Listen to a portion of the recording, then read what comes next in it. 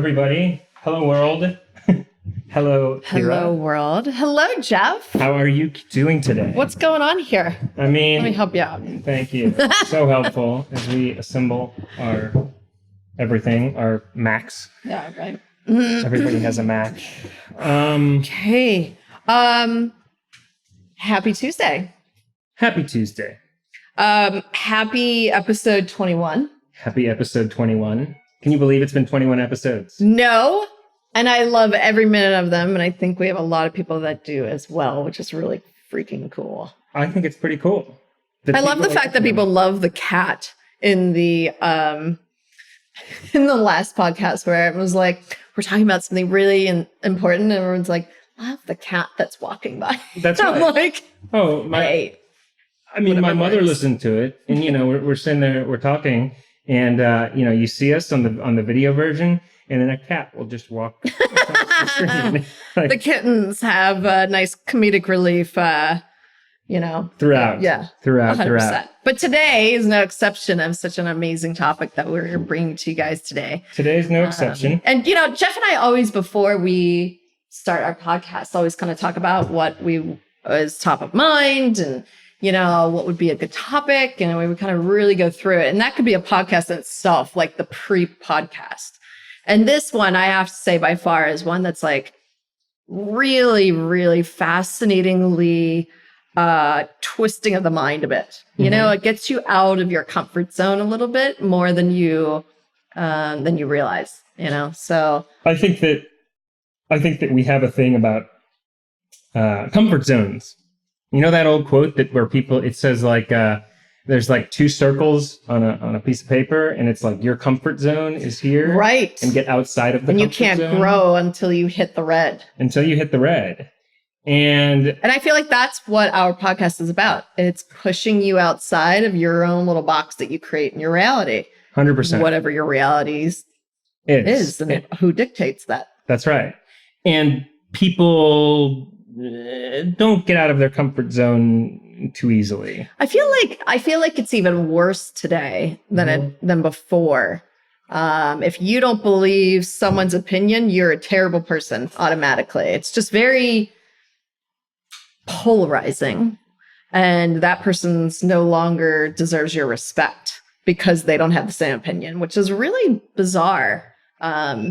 And I think that's what's great about what we do, in the sense that we can both disagree and have varying differences of opinion, but we still wildly respect one another and are still brother and sister. Correct. That'll never end. We want to set an example that two people can still be brother and sister and all's good, but we can disagree on things like no matter.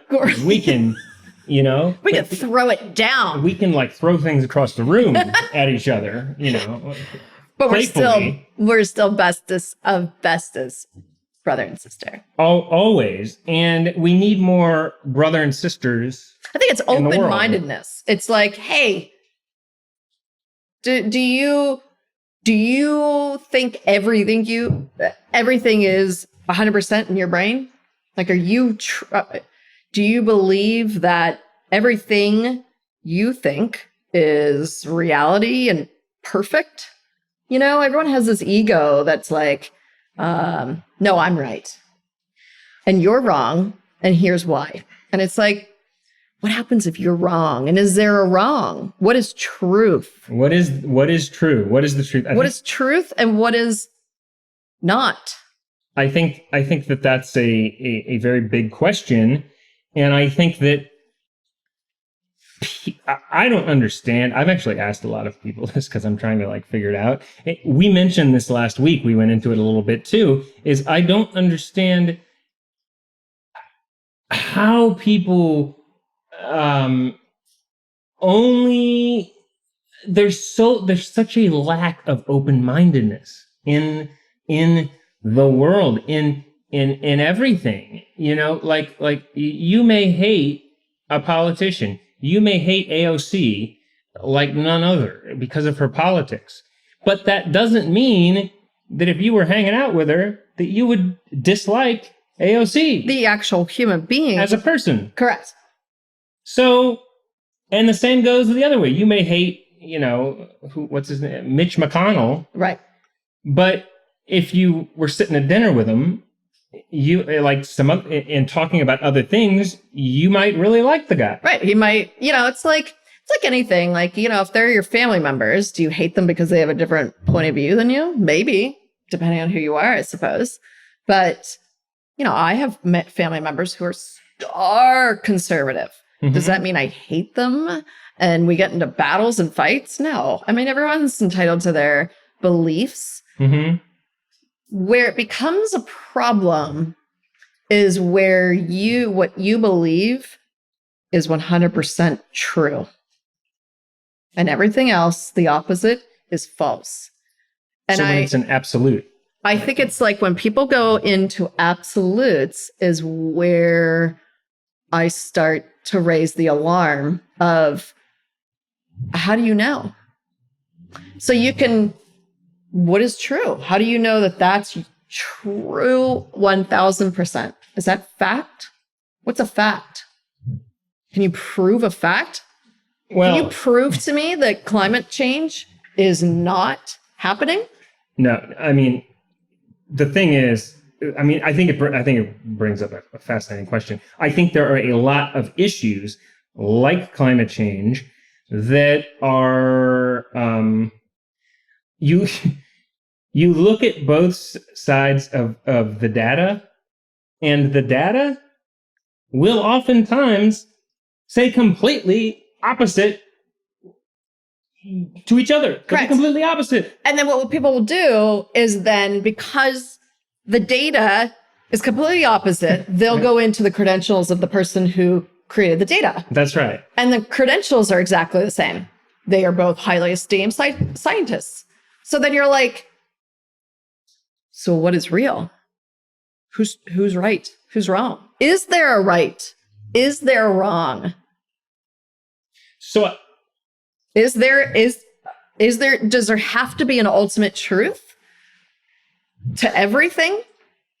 And I think that's where it becomes a problem, where people are like, no, I'm right and you're wrong. And it's like an ego.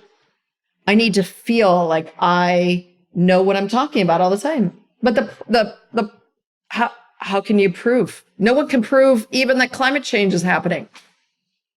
So I guess it also brings up the question is reality, is the world, is what we're living in, is what's happening more, are we learning that it's more subjective than we might have thought it was? I think we have a hard time as human beings wrapping our head around not believing one thing or another. Like we feel like we can't just live our lives loosey-goosey and wake up like a newborn baby and just open to anything. Yeah. That to people that freaks people out, because that's like, I have no grounding. I have no foundation. I don't have a core belief system. Mm-hmm. Without that core belief system, I don't know who I am. So if you're just like, well, I don't know what's real and what's not, you feel a little freaked out by that. And I think that's what creates these like hard beliefs that people put in their head, And, to add to it, are these beliefs that you created, or are these the beliefs that the media has fed you? Can you distinguish between the things that you have been feeding off of and ingesting from the media and to your own personal belief? Or the media or the people around you in your life. Correct. The influence. Your religion. Because all of that is information, and it pulls, and your brain takes it in, and you create your own perception of the world, and you create your own truth around that. The people you're around, the media, everything you consume. And that's why it's very imperative to be so very cautious about what you would consume and allow your brain to take in, because it creates brain waves and patterns around that. So if you only consume one piece of media that has a particular stance, that will just feed that part. That's right. And so people who wake up and read CNN every day that's what CNN says becomes their belief system. People who wake up and read Fox News every day, what Fox News says becomes their belief system. And that's the truth. Over time. So or that they read one, truth. Right. They read a headline and then it's, oh, I don't even read the article, just reading the headline. They just even read the headline. That's and right. then it becomes immediately a synapse in your brain where it says truth. Truth. And anyone that goes against it is a moron. I mean, it's very interesting to see how quickly our brains can be changed and manipulated that way. There's a reason why they call it programming on television programming. That's what it's doing. That's what it's doing. That's what it's doing. It's programming that if you watch a specific type of genre so much, that's what your brain takes in as a program. Your brain is a computer. You're feeding it programs. You have to decide what programs you want to feed it on a daily basis. That's right. I used to be one of those people that would only read CNN every single day, morning, CNN, MSN, New York Times, Post-Gazette, LA Times. I would never read Fox News. Why would I want to read something that's going to just anger me and differences? And then I started to notice a shift in the media. I started to become hyper aware and more conscious of what I was reading. And I'm like, my God, this is so biased. I mean, really biased. And I was like, I can't read any of this anymore. This is so, I was shocked with how CNN had changed their voice, or maybe I became more aware of what I was consuming. Yeah. But I noticed immediately that I was like, I'm just feeding the same pattern, the same program that's in my brain. What would happen if I started reading something else? Outside your little bubble that you create in your world. I think that, I think that people, I think that we need to be more aware of that people need to be more aware of how much things around them influence what they think and what they believe and how they feel. It's hard for people to be subjective about that, but it's hard for people to be subjective, like you said, because it doesn't give them a core belief system, a core a value system. Right. So how do we help people get there? Well, I think you had mentioned, I think I asked you on a past podcast where I was like, when you wake up, is it like Jeff's newborn baby eyes opening up every morning? And it's like, just see the world as it is. And you're like, the truth. Yeah. So Geoff feels comfortable in the position of not knowing everything and being open to anything that comes his way, which is a very rare quality to have. And he's single, ladies, by the way. Thank you, Kira. You're too. No, but it's true. I mean, not many people are able to wake up and have that. I'm open, and I choose. It's a choice what you want to consume. It's a choice what you think in your world and how you make your own reality. And people don't realize that they're fed this through these channels and they think, oh no, that's truth. How do you know that? Prove to me that that's the truth. Well, I said this last week or 2 weeks ago, but I feel like, and I said this to someone this morning too, is it really surprises me, in acting. I mentioned last week that, I was taught in college in acting, to not judge the character, you don't judge the character, which we mentioned last week. Right. And we also mentioned how you're taught that a character is a point of view. A lot of actors and actresses, because I'm on set a lot, many of them, if not most, take the, very far left point of view on things. And it really surprises me in that realm because I don't understand.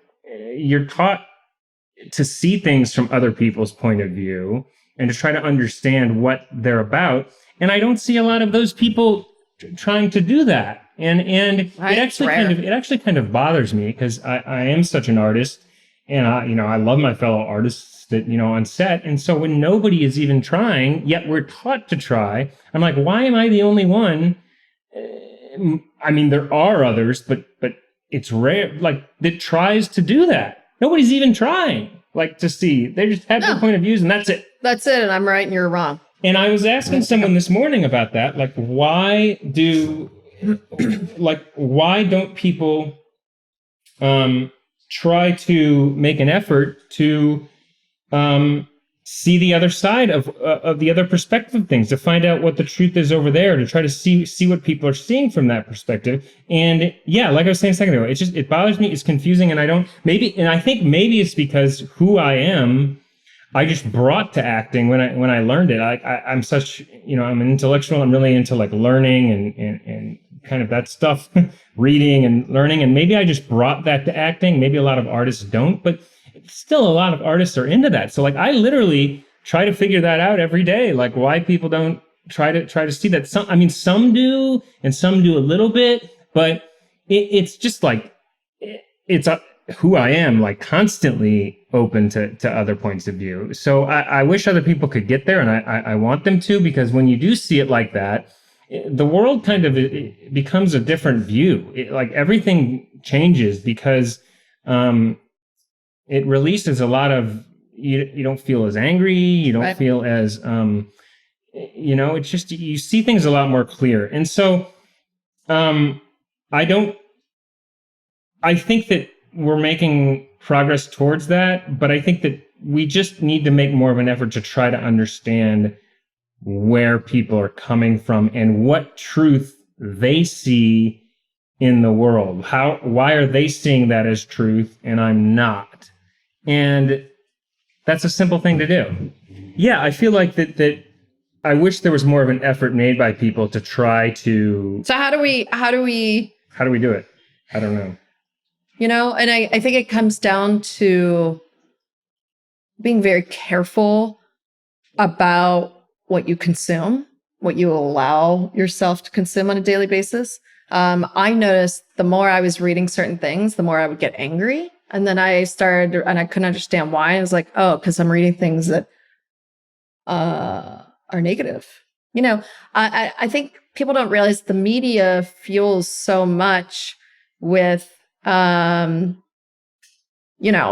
fuels so much of what we take in, of what truth is and what's true and what's not. And, you can use that in multiple examples. You take global warming, facts on both sides. There's so many vaccinations, same thing. People that are anti-vaccinators have a plethora of scientists and doctors and nurses and resources saying how bad it is. And then the opposite side has the exact same side. So it's like immigration, guns. So my question is then, as it pertains to reality, and when we've talked about, this matrix type of system that we probably live in.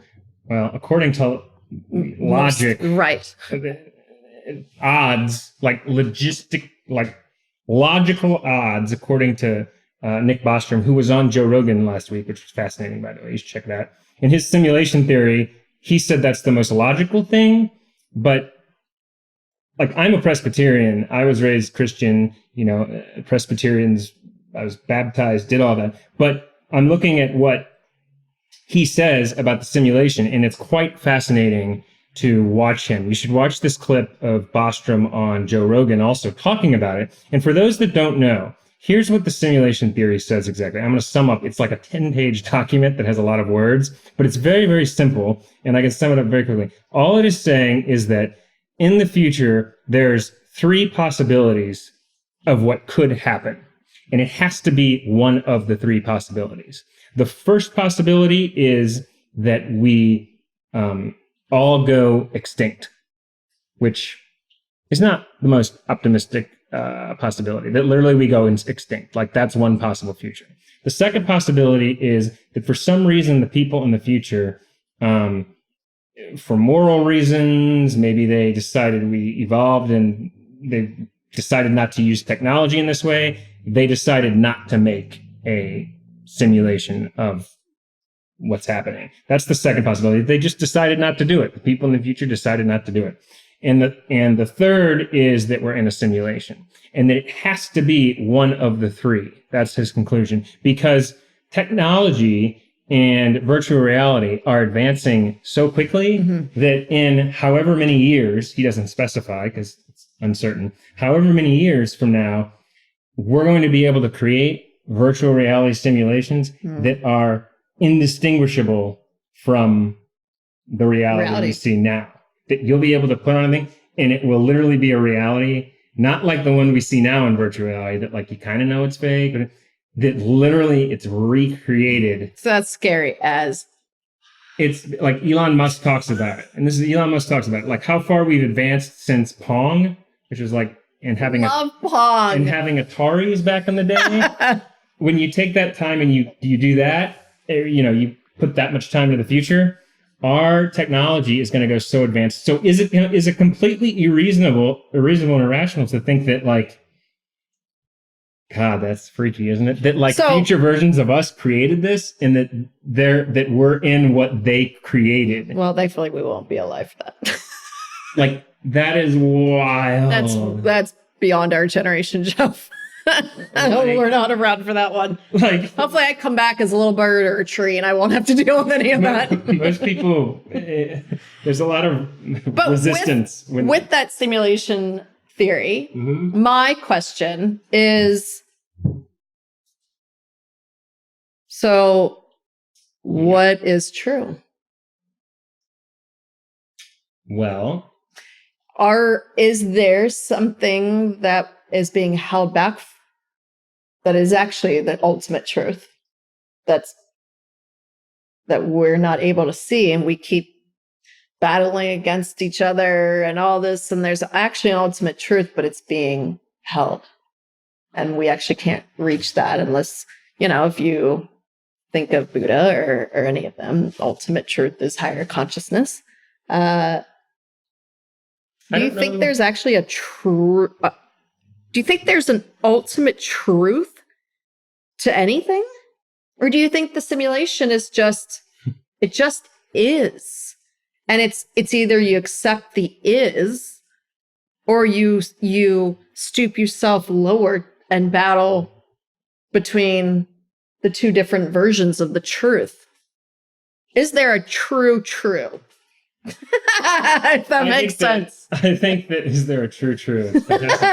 No, I think that's what we're going towards. I think that we're going towards a world where we accept is for is. Right. For being just things are as like, is. For example, in Los Angeles, it's a, beautiful place to live. It's expensive, blah, blah, blah. But there's underlying issues going on that aren't really talked about. And you hear little tidbits here and there. So when I hear about them, I'm like, that's fascinating. Why isn't that on the front page of the news? Well, because the news only gives you so their much, truth. and they give you, correct, their truth.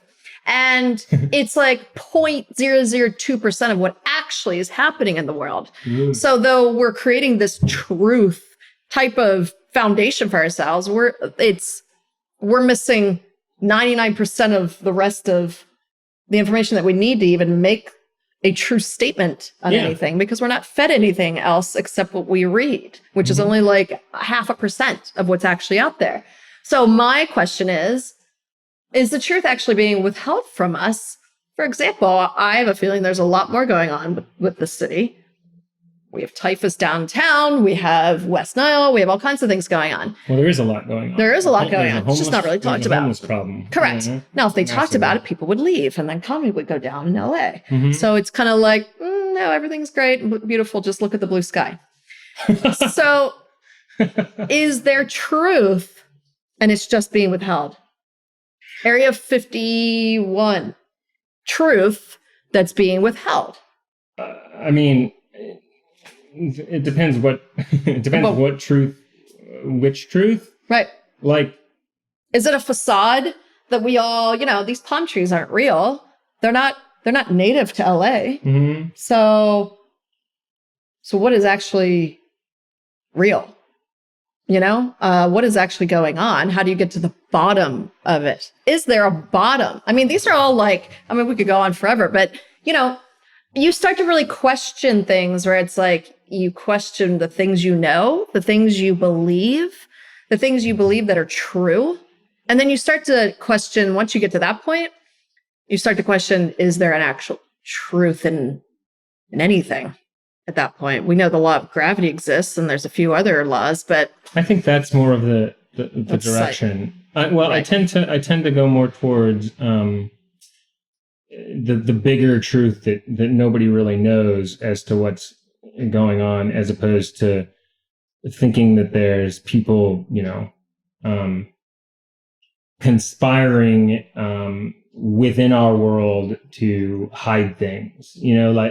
I tend to go with what I see, like on paper, like in what a person says and what I read. I tend to take everything that I see and say, okay, that is what that person says. Like that is what that, I tend to take that at face value, but I don't tend to believe it at face value. Right. There's a difference. You're not creating that's not a program that you're feeding your brain. You're just taking it in.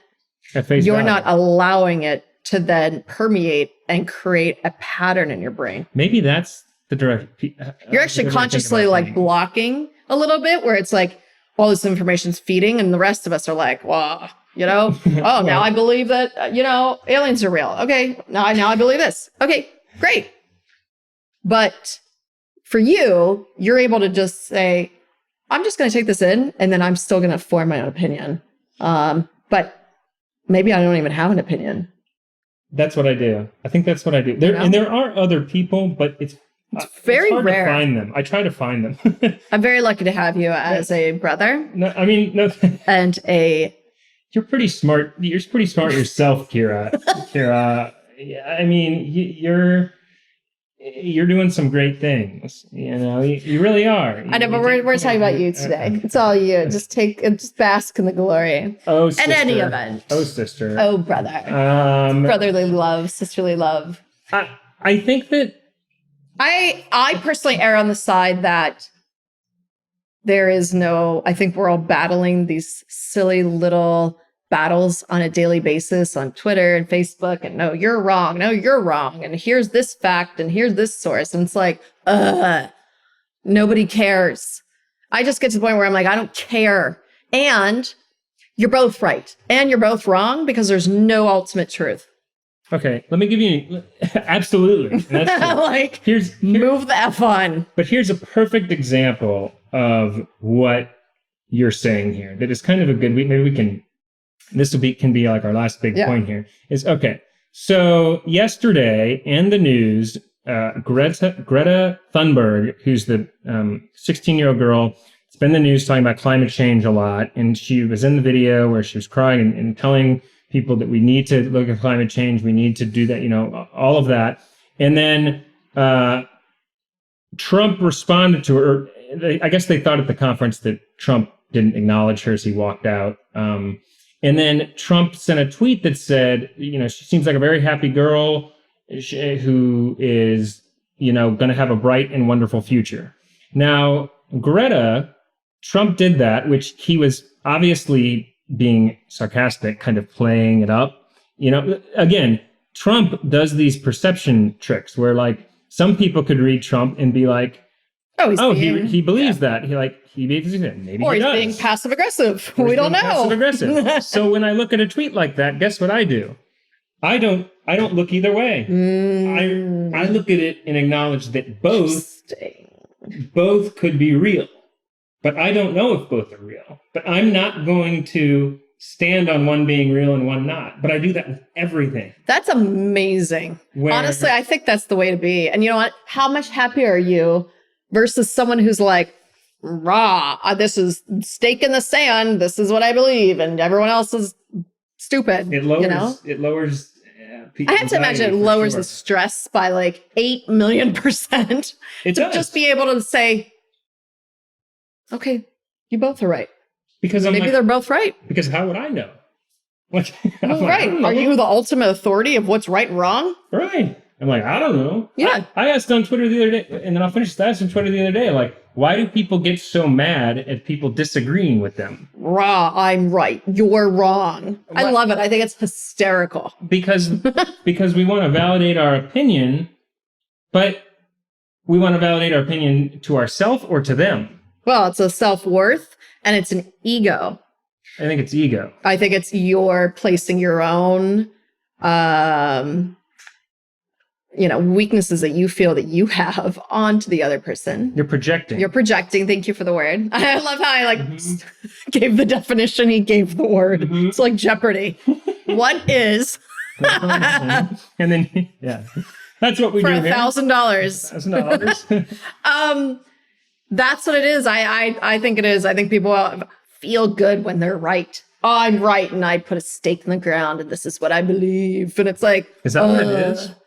Is that what it is? I mean, I'm genuinely curious. Oh, my sister was like that. It was a nightmare. So then I tweeted it, or what did I do? So today then Greta put on her Twitter profile as her description, a very happy young girl looking forward to a bright and wonderful future. Brilliant. Brilliant. It's so brilliant.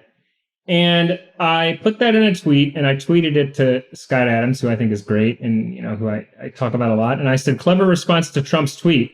Got to give her credit, because I don't take bias. I consider everybody's opinion. And so Scott retweeted it, and when Scott retweeted it, of course, it got 1 million likes and retweets, but it got comments. It got a lot of comments with a lot of people with very direct opinions about it. But the thing is, when people give their opinion, they don't really stay on topic, because a lot of these opinions, the big thing that they were saying today, and by the way, both sides do this. The left does this, the right does this. Today it was the right doing it. The excuse was that's one of her handlers that tweeted it. Like that it's not her. But that has no... It doesn't matter. Because anybody, public figure, could be having their handlers do it. Like, what difference does it make? Anybody could be having their handlers still genius. do it. Whoever wrote it, it doesn't matter. So I look at that. I'm going to nitpick. And I say, well, Greta could have done it. Her handlers could have done it. Who cares? But it doesn't bother me who does it. I think ultimately it's like, hey guys, let's like open the mind a little bit, take off the blinders a little bit, maybe read Fox News, maybe read CNN. And here's start consuming something other than your own belief system and stop creating your own bubble that you already have around you. But here's the other message that conservative types, you have to label sometimes, conservative types were saying that saying she's a very happy girl looking forward to a bright, wonderful future goes against her message. They're like, she views that the world's going to end. That's going against her message. Okay, that's not taking everything into effect. What she's doing here is it's clever. It's showing optimism. Maybe it's showing she agrees with Trump. Who knows? But that being clever and putting an optimistic point of view, that outweighs in this instance of going against whatever they view as her message was. 1,000%. So you have to, people aren't good at viewing the whole thing. They just view half of the situation, and a half of opinion, as actually Scott has said, and other people, a half opinion, and they just view it in that piece of it. I can't deal with half opinions. Like I can't. I'm not going to debate somebody on a half of an opinion. Same. I can't. I'm just like, nope. I got things to do. Well, because you're not even seeing. It's like when people are trying to eat vanilla ice cream or chocolate ice cream. If the person's just going to start debating the vanilla ice cream, then we aren't even debating Correct. The other ice cream. It's just not even worth. It's not even worth the time at that point. So here's my big question. Maybe we can end on this. Is I wrote an article a couple of years ago called "The Rise of the Seventh Sense." And I wondered within it if way back when, if taste was a sense, and so eating different things, if somebody brought in, like a cave person brought in another thing to eat, if people were like, why would you eat anything like that? No, we're only eating this. Like if perception, the way we perceive things, is the new sense that we didn't realize we had. I need to read this article. And if perception is evolving, we're evolving into a new sense and its perception. And that's why, because it's unfamiliar as a sense, like taste initially, tasting something new was unfamiliar. If we perceive something differently, that's wrong because we haven't evolved into that yet. Right. Very fascinating indeed. So if this could be a new... Smart man you are, Geoff. I'm just guessing. You don't have to credit. Of course we do. Take the compliments. It's a good thing to take compliments. I will. Oh, yeah, I'm putting my laptop up. Anyways. Yes. What is truth? What is not? What is truth? What is not? Be open to everything. Take the blinders off for a day and see what happens. Maybe you'll just be a little bit happier. I think so. Wonderful. This was so fun. I can't wait for next week's podcast. We've already talked about it. It's amazing. I'm not going to tell you what it is. You guys are just going to have to tune in. This was so fun. So fun. Thank you all for joining us on this amazing topic. Hopefully you absorb it, like it, comment. We love getting all that feedback. So make sure you are following on all of the platforms. Everything. We're on Google, Apple, Breaker, every podcast. YouTube. We're on the Tube. We have our own channel for this, and I put it on my channel. Because we're fancy like that. We're just fancy like that. Sometimes we've got the cat walking around. It's like a little organized chaos, a little zoo in here. Kira is full of energy today. I mean, just amazing. I took my vitamins. Took her vitamins. So thank you all. Episode 21, Launch Radio. Geoff and Kira, we are the future, and the future is Launch Radio. Thank you, everyone. Thanks, guys. See you next week.